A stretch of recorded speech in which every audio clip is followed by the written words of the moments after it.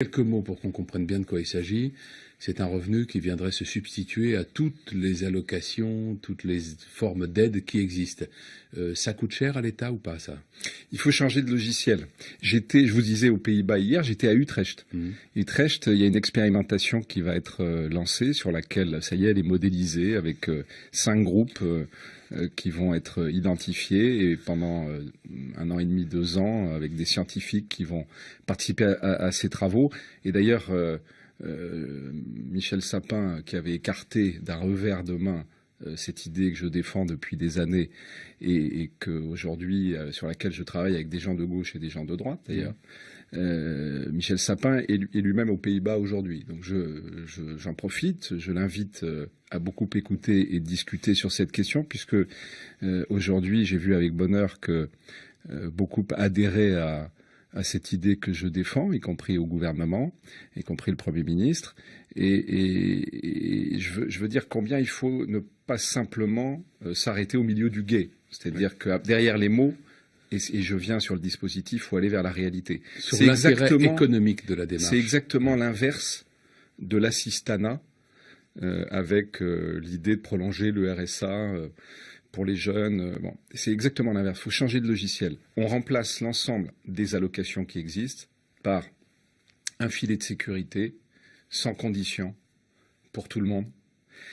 Avec évidemment derrière il faut des sans condition des de ressources du financement, sans condition de ressources, sans condition de ressources, y compris les gens très fortunés, mais qui le remboursent tout de suite par l'impôt, bien sûr, mais qui peuvent à tel ou tel moment, parce que ça peut arriver à tout le monde dans la vie, se retrouver avec une difficulté. De la même façon, vous avez les jeunes, et moi je pense que c'est dès la naissance parce que ça doit remplacer aussi le maquis social de toutes les allocations, qui pourront avoir un pécule pour pouvoir faire une formation, pour pouvoir créer une entreprise, passer leur permis de conduire. Enfin, aujourd'hui, il faut redonner la main et la liberté aux citoyens.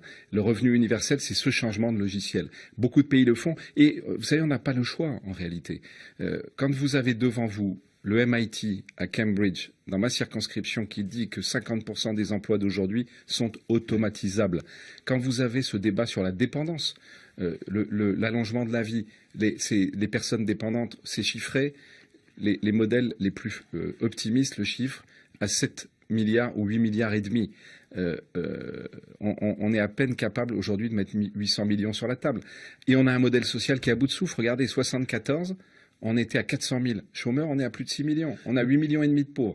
Et pour comprendre le logiciel, je vous l'explique en 2 mots. Oui. L'Utah, un État aux États-Unis, dans ma circonscription, sur les sans-abri. Rappelons que vous êtes député des Français de l'étranger. Député des Français qui sont aux États-Unis, au Canada. Et j'aime me nourrir de cette expérience de la France mondiale, parce que c'est comme ça qu'on va régénérer ce pays. L'Utah, vous avez des sans-abri de plus en plus nombreux. On décide dans l'Utah de faire le calcul précis de ce que coûtent les sans-abri, coûts directs et indirects. On ajoute donc la prison, l'hospitalisation d'urgence, la destruction du matériel et des équipements publics. On a 16 870 $ par an par sans-abri. On fait le même calcul en disant si on les loge et si on les fait suivre par un acteur social 7 jours sur 7, on est à 11 000 $, c'est-à-dire un tiers de moins. Un tiers de moins. Ils lancent le plan il y a 10 ans.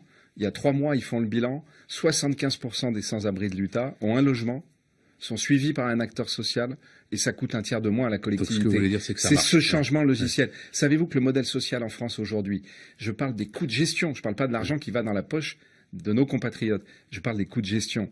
C'est entre 32 et 42 milliards suivant ce que vous mettez. Parce que quand vous avez un système conditionné comme c'est le cas aujourd'hui, vous avez l'administration qui crée les conditions, vous avez celle qui contrôle. Comme c'est compliqué, parce qu'il y a beaucoup de gens qui devraient toucher le RSA, qui sont dans la rue, qui ne peuvent pas tellement c'est compliqué, il faut les accompagner. Puis il y a ceux qu'on veut sanctionner, parce qu'au contraire, ils profitent du système. Tout ça, tout ce bazar, ce maquis social, c'est la moitié du déficit de la France, qui, je vous rappelle, de 73 milliards. Marine Le Pen se dit également intéressée par cette idée. Vous pourriez en parler avec elle? Alors, je vous ai dit tout à l'heure, moi je suis très heureux de voir des adhésions, et vous pourriez d'ailleurs parler du porte-parole du parti écolo. Mais pour vous dire très précisément, Marine Le Pen, elle défend le ni droite ni gauche. Ouais. Moi, je défends, au contraire, le droite et gauche. C'est-à-dire que je considère aujourd'hui que sur ces sujets qui sont majeurs pour le pays, on doit s'additionner. Quand on me montre en disant et on veut nous faire peur avec l'UMPS, moi je l'assume. Merci Frédéric Lefebvre. Bonne journée. Merci.